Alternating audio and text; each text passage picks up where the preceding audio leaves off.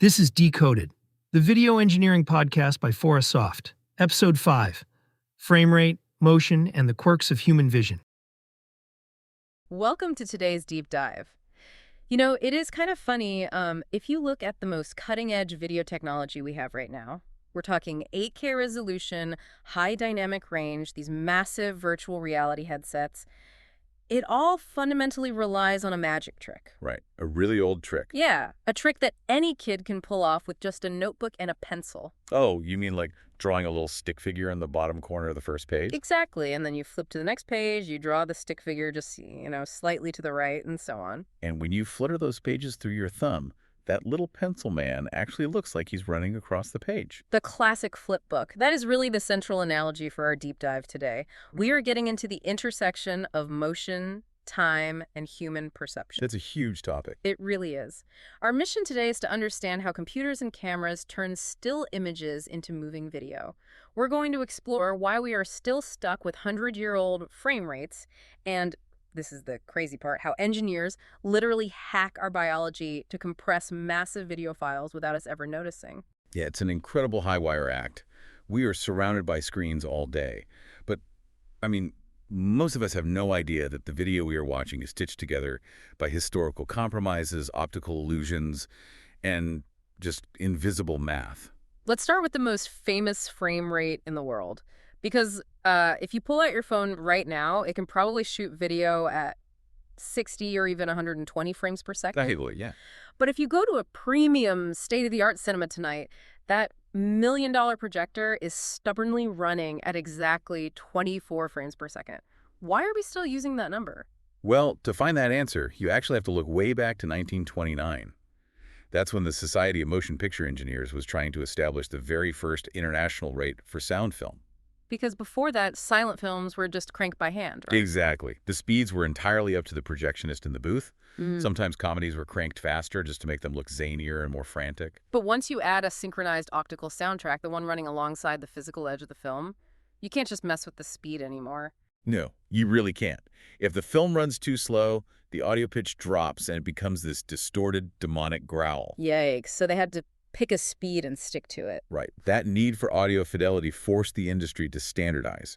And 24 frames per second, it wasn't some magical biological threshold. It was a purely economic compromise. Meaning what, exactly? It was simply the absolute lowest speed where that optical soundtrack was still intelligible, while the motion on screen still looked relatively smooth. Because shooting any faster would have... It would have cost the studios an absolute fortune in physical film stock. Ah, that makes sense. Yeah, 16 frames per second was much cheaper, but the sound quality was just unlistenable. Yeah. 24 was the sweet spot. Plus, 24 divides neatly by 2, 3, 4, 6, and 8. Which makes the math easier. Exactly. It made the physical cutting and splicing of the film much easier for editors who were calculating screen time. Okay, let's unpack this. Because my entire life, I was taught something totally different about why movies work. Let me guess. Persistence of vision. Yes. In school, they always tell you about persistence of vision. The idea that your retina holds on to an image for a fraction of a second, like a fading photograph, and that lingering after image acts like glue, melting the frames together into smooth motion. Yeah, I hate to break it to you, but it is one of the most stubborn myths in popular science. Wait, really? It's completely fake. A retinal afterimage absolutely exists. You see it when you stare at a bright light bulb and look away, but it has absolutely nothing to do with perceiving motion in a movie. Oh, wow. Think about it. If persistence of vision were the driving force, a movie wouldn't look smooth.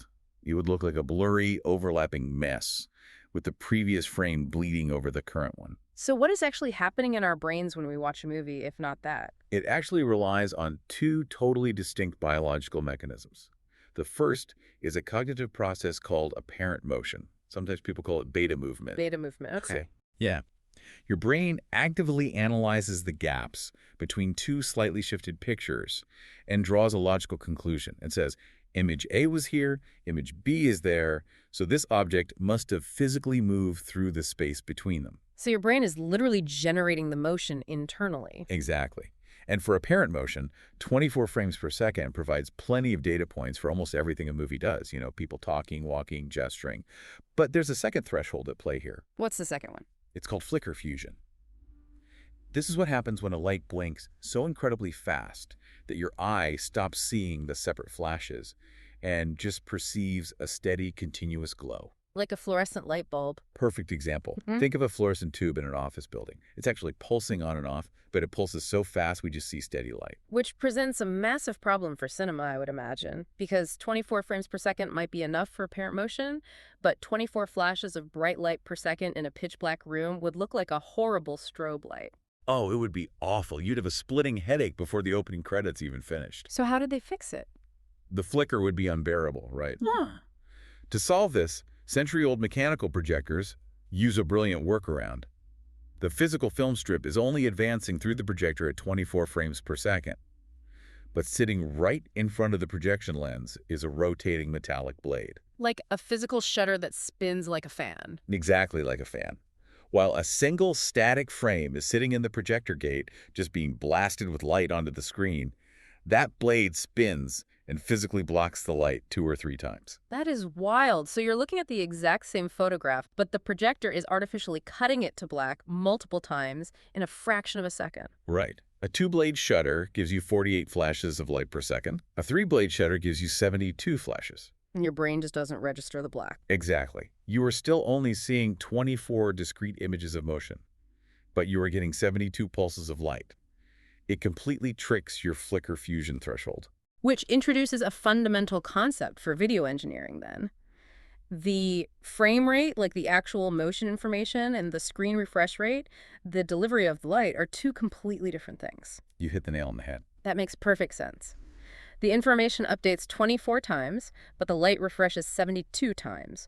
But if 24 frames per second is enough to fool our brains into seeing apparent motion, why does it sometimes look terrible? What do you mean? Well, if you watch a movie where the camera pans really quickly across a landscape, it doesn't look smooth at all. It stutters. It looks almost like a choppy video game. This raises an important question. If the frame rate isn't changing, what is happening inside the frame? Oh, like the actual picture itself. Yes. The secret to smooth motion at low frame rates isn't the frames themselves, it's what is captured inside each individual photograph, specifically motion blur. Ah, motion blur, because a single frame of a movie isn't actually a perfectly crisp, frozen photograph, is it? Not at all. When a camera's shutter opens to capture a car driving past, that shutter stays open for a fraction of a second. The cinema standard is to keep the shutter open for exactly half the duration of the frame. So half of 124th of a second. Right. In traditional film cameras, the shutter was literally a spinning half-circle mirror, a 180-degree angle. So at 24 frames per second, the shutter is open for 148th of a second. And during that 148th of a second, the car physically moves across the frame. It paints a slight horizontal smear onto the film. Exactly. And the human eye expects to see that smear. When you watch that footage, your brain stitches those blurry smears together, and it registers as perfectly natural fluid motion. Blur is basically the glue that makes 24 frames feel real. Which means if a cinematographer changes how long that shutter is open, they completely change the psychological texture of the movie. They absolutely do. Think about the movie Saving Private Ryan, specifically the opening Omaha Beach landing sequence. The cinematographer, Janusz Kaminski, didn't use the standard 180-degree shutter. He used a very narrow shutter around 45 to 90 degrees. Right, which means the physical shutter was opening and closing incredibly fast, letting in light for only a tiny sliver of time. Because the exposure was so fast, there was almost no time for motion blur to happen.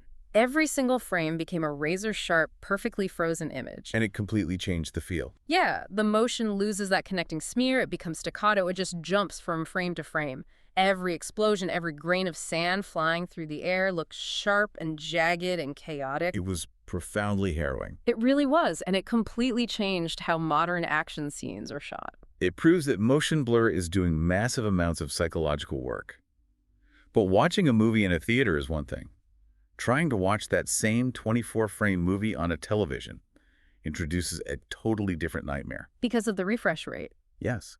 Historically, standard televisions in North America refresh at 60 hertz, or 60 times a second. And 60 does not divide evenly by 24. It's 2.5. You can't show a frame of a movie 2.5 times on a screen. No, you can't. So to shove a 24-frame movie into a 60 hertz television, engineers invented this mathematical torture device called 3.2 pulldown. 3.2 pull down. How does that actually work mechanically? Okay, so older televisions draw images using interlaced fields. A single television frame is made of two fields. It draws all the odd lines of pixels first, and then it goes back and draws all the even lines. Interlacing. Got it. To fit 24 film frames into 60 TV fields, the television stretches the film frames unevenly. It takes the first film frame and holds it on screen for 3 fields. Then it takes the second film frame and holds it for 2 fields. Then the third frame for 3, the fourth for 2. 3, 2, 3, 2. So 4 film frames are converted into exactly 10 TV fields. Multiply that by 6, and you've perfectly stretched 24 frames to fit into 60 fields. The math works out perfectly, but visually it introduces a limp. A limp. Yeah, because you are alternating, holding one image slightly longer than the next, it creates a rhythm called judder. The human eye can actually perceive that uneven hold time, especially during slow, sweeping camera movements. The pan across a landscape seems to nervously stutter forward. Oh, I've seen that. Which is why, if you go buy a modern TV today, one of the biggest selling features on the box is a 120 hertz display. Exactly. And it's not because you're watching a 120 frame per second video. It's because 120 divides evenly by 24. A 120 hertz TV just takes a film frame and holds it exactly 5 times. 5, 5, 5, 5. Right. The hold times are perfectly even, the math is clean, and the judder vanishes completely. It's a beautifully elegant solution to a very old problem.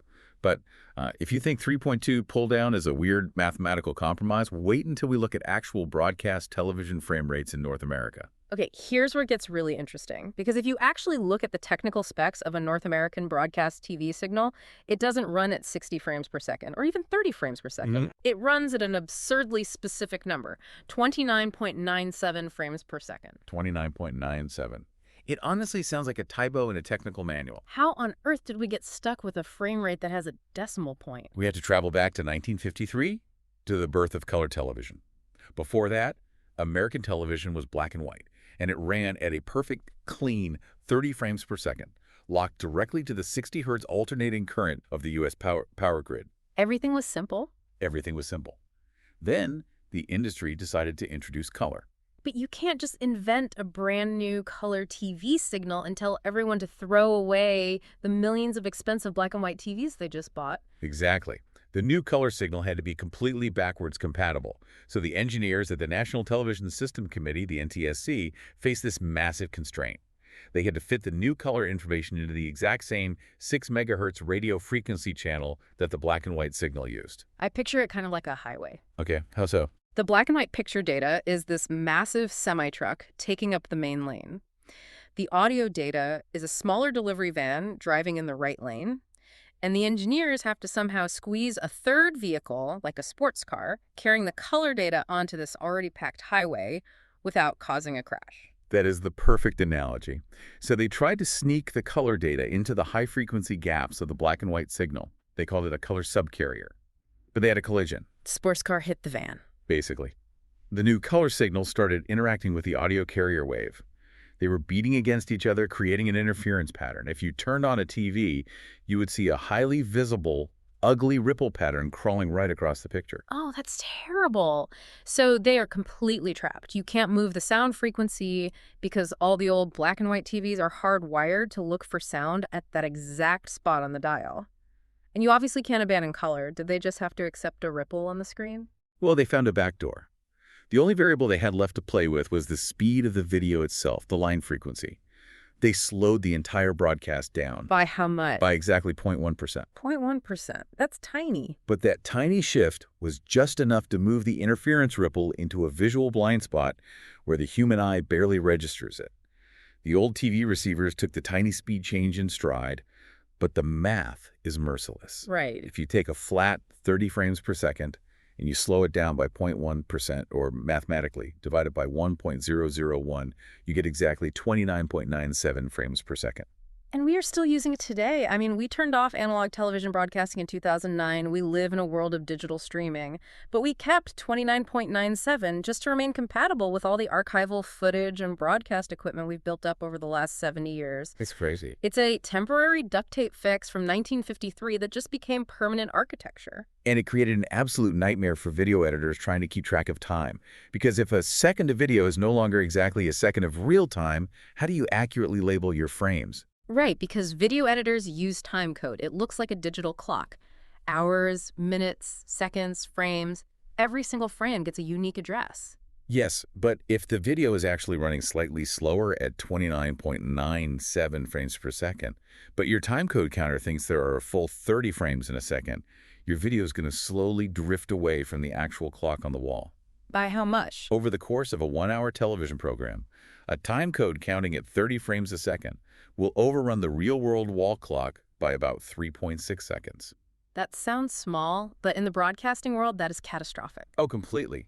If the Super Bowl broadcast drifted by 3.6 seconds an hour, networks would accidentally cut off the endings of multi-million-dollar commercials. Wait, 3.6 seconds adrift? At 30 frames a second, 3.6 times 30 is roughly 108 frames. Are you saying they just needed to delete 108 numbers from the clock? That is exactly what they did. They invented drop frame timecode. Yeah. You aren't dropping any actual frames of the picture. No video was deleted? No videos deleted. You are just skipping numbers in the counting system, kind of like a leap year in reverse. Yeah. The counter simply skips frame numbers 00 and 01 at the start of every single minute. So the editor sees the clock count up to 59 seconds and 29 frames, and then just jumps straight to frame 02 of the next minute. Exactly. But to hit that perfect 108 number, it only does this on minutes that are not divisible by 10. So at minute 10, 20, 30, it leaves the count alone, dropping 2 numbers every minute, except multiples of 10 deletes, exactly 108 numbers per hour. Perfectly locking the broadcast back to the real-world clock. You got it. It is mind-boggling the lengths we go to just to make everything sync up. Now, Europe completely avoided this 1953 NTSC mess, didn't they? They did. Yeah. Their broadcast standard runs at 25 frames per second, locked to their 50 hertz power grid. So when they want to broadcast a 24-frame Hollywood movie on European television, they don't do complex pull-downs. They literally just speed the movie up by 4%. A 2-hour movie is just 5 minutes shorter in Europe, and the actors' voices are a tiny bit higher pitched. But modern TVs try something way more aggressive, don't they?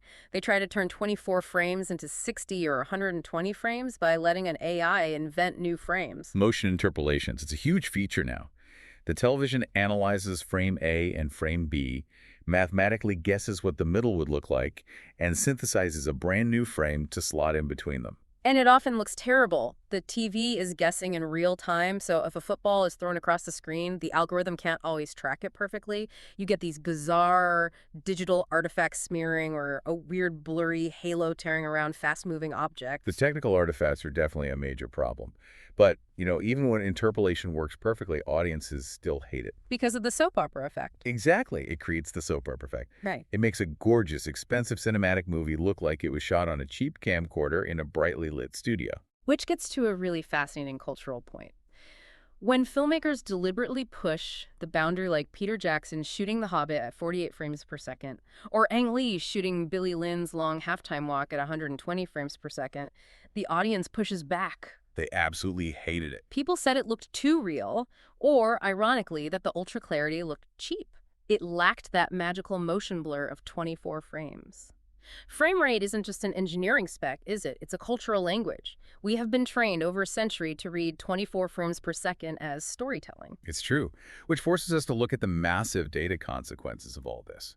Filmmakers and gamers might want 60 or 120 frames per second, but increasing the frame rate linearly explodes the file size. So what does this all mean for the internet? If we are pushing 4K video at 60 frames per second, we are talking about billions of pixels every minute. It's a monstrous amount of raw data.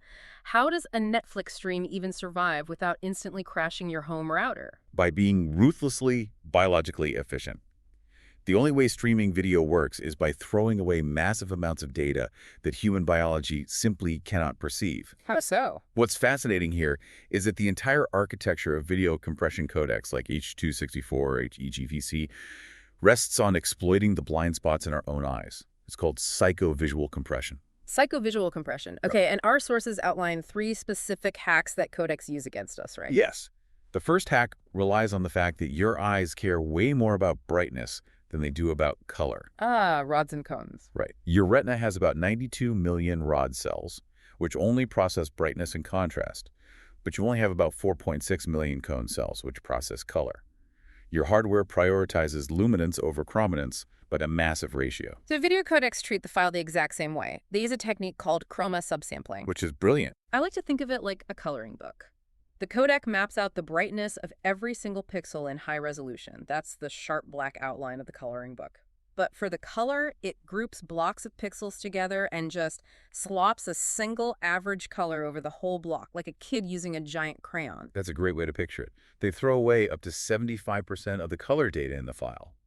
And you literally do not notice because your eyes don't have the biological hardware to see high-resolution color detail anyway. The sharp brightness data tricks your brain into thinking the color is just as sharp. Exactly. Now, the second hack has to do with how we perceive texture, governed by the contrast sensitivity function. What does that mean in plain English? Basically, if you look at a sweeping, smooth blue sky, your eyes are highly sensitive to any imperfections in that smooth gradient. But if you look at a chaotic, highly textured image, like a dense forest canopy, your eyes actually can't resolve all that ultrafine detail. The high-frequency details just blur into a general texture for us. Right. So the codec looks at the smooth blue sky and says, I have to encode this perfectly, or the human will see blocky compression. But it looks at the messy forest canopy and says, the human can't track all these individual leaves anyway. I'm going to aggressively compress this block and save a ton of data. Which leads perfectly into the third hack, masking. Errors and heavy digital compression can be easily hidden from the human eye if they are masked by three things: darkness, busy textures, or my absolute favorite, fast motion. Temporal masking. Your brain simply cannot process fine detail when the object is moving quickly across your field of view. To illustrate this, think about holding a printed sheet of text at arm's length. You can read the words perfectly, right? Sure. Now, hold that same sheet of text and walk briskly past a mirror. Look at the reflection of the paper as you walk by. You can't read a single word. It's just a blur. That's sure. The exact same photons of light are bouncing off the paper and hitting your retina, but your brain stops resolving the fine detail because the stimulus is moving. Right, your visual cortex basically abandons the fine detail so it can dedicate its processing power to tracking the larger spatial movement.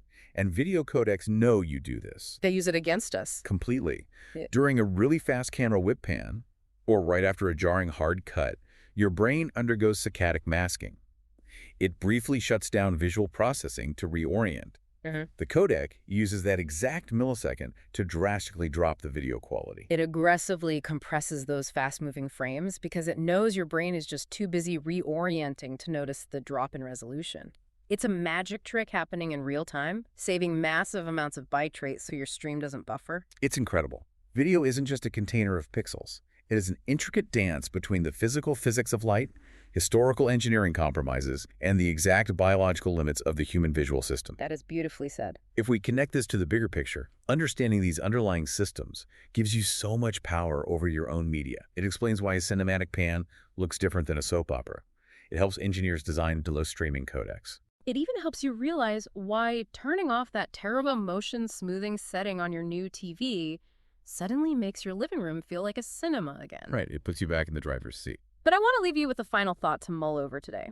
We've seen how deeply frame rate is tied to our cultural perception of reality versus storytelling. And we've seen how incredible algorithms are getting at perfectly exploiting our biological blind spots. It's moving so fast. It really is. We are entering an era where AI can synthesize new frames and generate photorealistic video completely out of thin air. As that technology perfects itself, will there come a day when digital video perfectly replicates the fluidity of actual human reality? That's the billion-dollar question. And if it does, given how audiences completely rejected the hyperrealism of The Hobbit, will we actually reject perfectly real video? Will we demand that AI put the motion blur, the judder, and the artistic imperfection of 24 frames per second back into the algorithm just so we can feel like we're being told a story? I wouldn't be surprised. Me neither. Keep your curiosity alive, and thanks for joining us on this deep dive. That was Decoded, the video engineering podcast by Fora Soft. Thanks for listening, and see you in the next episode.